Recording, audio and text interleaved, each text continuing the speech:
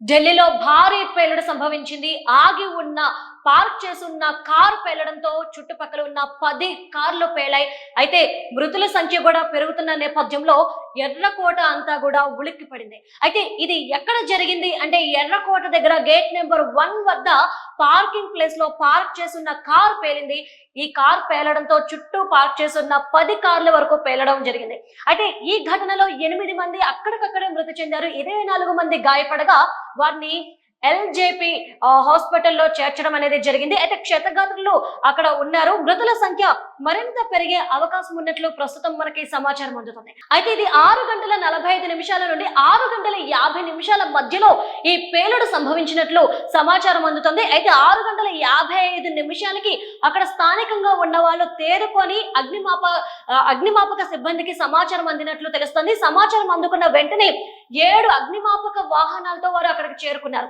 ఇక ప్రత్యేక బృందాలు క్లూస్ టీం కూడా అక్కడికి చేరుకొని అక్కడున్న క్లూస్ ని సేకరించే పనిలో పడ్డారు. అయితే ఈ పేలుడు వెళ్తా చాలా అనుమానాలు వ్యక్తమవుతున్నాయి. ఎందుకు అంటే ఇది ఎవరైనా సరే దూరంగా ఉండి రిమోట్ కంట్రోల్ ద్వారా ఈ పేలుడు జరిగేలా ప్లాన్ చేశారా, లేదంటే కార్లో ఏదైనా ఎలక్ట్రికల్ గా ప్రాబ్లం వచ్చి అనుకోకుండా జరిగిన సంఘటన అనేది ఇక్కడ అనుమానాలు. ఎందుకంటే ఇది జరిగింది ఎర్రకోట అంటే ప్రతి ఒక్కరికి తెలుసు.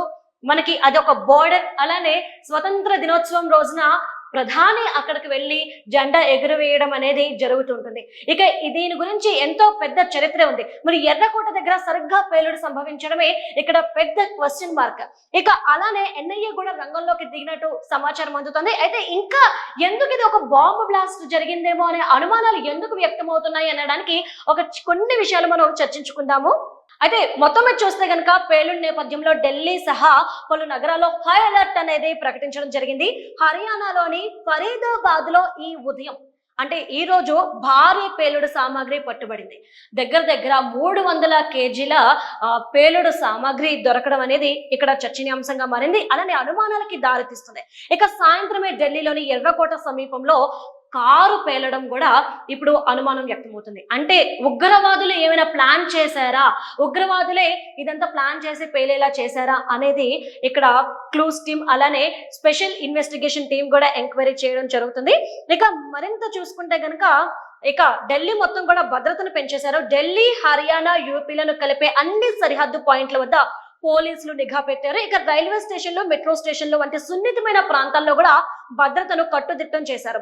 ఇక స్పెషల్ సెల్, క్రైమ్ బ్రాంచ్ సహా అన్ని విభాగాలు అప్రమత్తం చేసినట్లయితే ప్రెసెంట్ అక్కడున్న అధికారులు చెప్తున్నారు. ఇక ఢిల్లీ, హర్యానా సరిహద్దు సమీపంలో వాహనాలు, లాడ్జీలను తనిఖీ చేయాలని బృందాలను ఆదేశించినట్లు కూడా తెలుస్తుంది.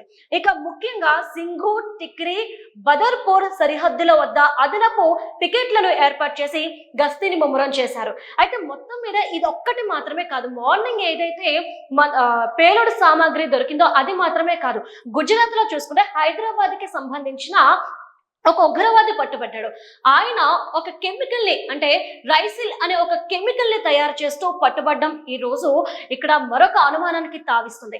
ఎందుకు అంటే వాళ్ళ కుటుంబ సభ్యులు చెప్తున్న దాని ప్రకారం చూస్తే ఈయన మానసికంగా కొంచెం బాలేదు. ఎందుకంటే ఆయనకి గత కొంతకాలంగా పెళ్లి కావట్లేదు కాబట్టి ఈ విధంగా చేశాడు అనుకున్నాము. మొదటగా మాకు ఈ రైసిల్ తయారు చేసిన వెంటనే అనుమానం వచ్చి మేము మా కొడుకుని విచారించగా ఆయన మాకు చెప్పింది ఏంటి అంటే ఇది వైద్యంలో నేను కొత్తగా కనుగొన్నాను, దీనివల్ల కొన్ని రోగాలు నయం చేస్తానని చెప్పాడు. అదే మాకు పెద్ద అనుమానంగా అనిపించింది అని చెప్పేసి ఒక్కసారి ఈ వైద్యుడి డేటాను చెక్ చేసుకుంటే ఈయన చైనా వెళ్ళి చదువుకున్నాను, ఎంబీబీఎస్ చేశాను అని చెప్తున్నారు. ఒక ఎంబీబీఎస్ స్టూడెంట్ రైసల్తో ఏం పని?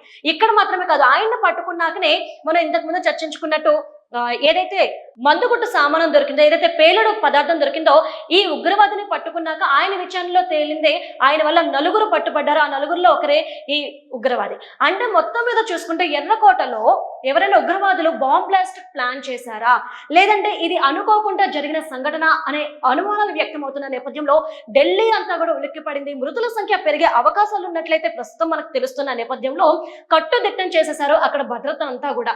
ఇక అందరూ కూడా అక్కడ ఢిల్లీ మొత్తానికి అలర్ట్ అనేది ప్రకటించేశారు. ఇక సరిహద్దులు ఏవైతే ఉన్నాయో వాటన్నిటిని కూడా మూసివేసి అక్కడ భద్రతను కట్టుదిట్టం చేశారు. ఇక ప్రతి ఒక్కరిని కూడా అనుమానించే సిచ్యువేషన్ అక్కడ నెలకొంది. ఇక మొత్తం మీద ఏదైనా వాటికి స్పెషల్ టీం ఉండడం వల్ల special team already enquiry start చేసింది. ఇక ఈ ప్రమాదానికి అంటే ఈ ఘటనకి గల కారణాలు అయితే తెలియాల్సి ఉంది.